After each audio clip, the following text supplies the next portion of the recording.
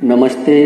10वीं और 12वीं की बोर्ड की परीक्षा देने वाले विद्यार्थियों को मैं कुछ महत्वपूर्ण बातें बताने जा रहा हूँ। आप इन्हें ध्यान से सुने। आपका टाइम टेबल आ गया है। अपने टाइम टेबल को आप अच्छी तरह से देख लें। किस विषय की परीक्षा कितनी तारीख को है और कितने बजे है। टाइम टेबल को आप अपने कमरे में ऐसी जगह चिपका दें जहाँ पर आपकी नज़र बार बार पड़े, ताकि इसमें कोई चूक नहीं हो।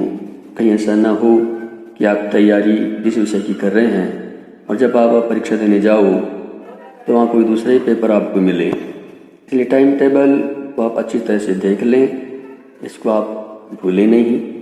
टाइम टेबल में आप ये भी देखें कि किस विषय में कितना गैप है। सभी विषयों में बराबर गैप नहीं होता है। किसी विषय में गैप ज़्यादा होता है, किसी विषय में गैप कम होता है।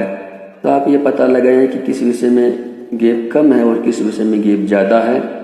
तो जिस विषय में गैप कम है उस विषय की तैयारी उस गैप में हो जाएगी या नहीं होगी, ये भी आप देखें। अगर उस गैप में उसकी तैयारी नहीं हो पाती है तो जिस विषय में गैप ज़्यादा है उसमें आप उस विषय की तैयारी करने का प्रयास करें। और टाइम टेबल में भी आप इस प्रकार से नोट कर लें कि आपको किस विषय की तैयारी किस तारीख को करनी है, कितने बजे करनी है, ताकि आपको पता रहे। और सभी विषयों को आपको समान महत्व देना है, तभी आप अच्छे अंक प्राप्त कर सकते हो। अब ज़्यादा विस्तार से पढ़ने की आपको आवश्यकता नहीं है। अब केवल दोहरान करना है और जिन प्रश्नों को आपने पहले याद किया हुआ है केवल उनको ही एक बार आपको एक और देखना है, ताकि उसका दोहरान हो जाए। ज़्यादा विस्तार से पढ़ने का अब समय नहीं रहा है। रात में आप ज़्यादा देर तक भी नहीं पढ़ें, 12 बजे तक आप पढ़ लें और सुबह आप 4 बजे उठ जाएं।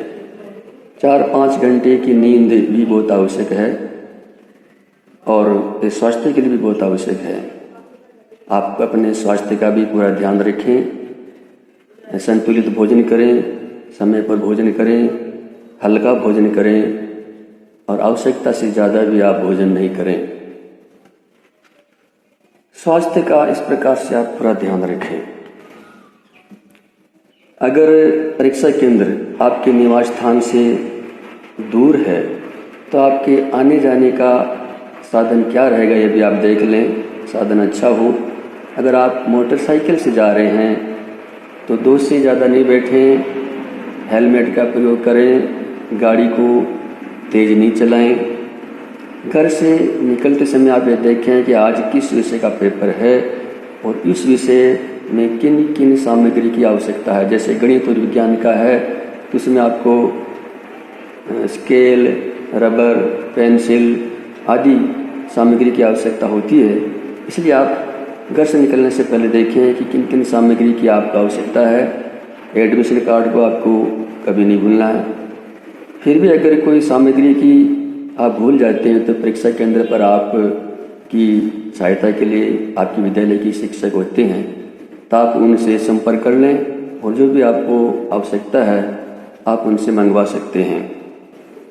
इस प्रकार से मैंने जो बातें बताई है उनका आप ध्यान रखें। अब अगली बार मैं आपको यह बताऊंगा कि पेपर को हल करते समय किन किन बातों को आपको ध्यान में रखना चाहिए। धन्यवाद।